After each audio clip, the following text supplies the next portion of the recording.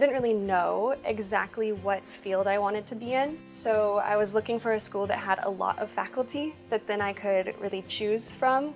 Baylor had that when I looked online. There was just a really long list of people that were doing research that I wanted to hear more about. Something I never thought I would have been doing is I work on muscle. So we study muscle disease in Dr. Tom Cooper's lab.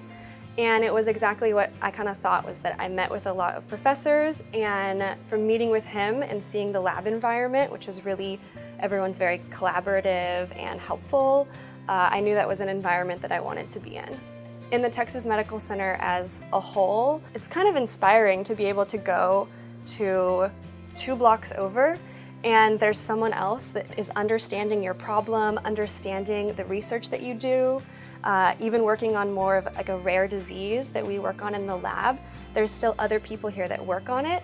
So I think with the medical center, it's kind of unique that you have so many people in close proximity. You can actually walk and go see them, not just email them.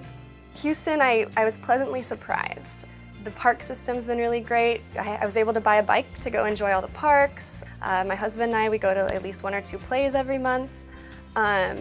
It's really been a fun city. There's always something happening. So I'm in Baylor Research Advocates for Student Scientists. It's a scholarship program that connects students at Baylor with donors in the Houston community that are interested in science. And it kind of helps us to kind of see what else is happening in Houston, because it's easy to kind of close yourself up in the lab. And it's also taught me to communicate science in a way that is different than the way that I communicate science at lab meeting. So when I'm talking to a scientist, I can use acronyms and jargon, but being part of this group showed me that to talk to non-scientists, which is actually probably more important, so they know what you're doing, you have to change the way that you communicate, and so it actually gave me a way to practice that.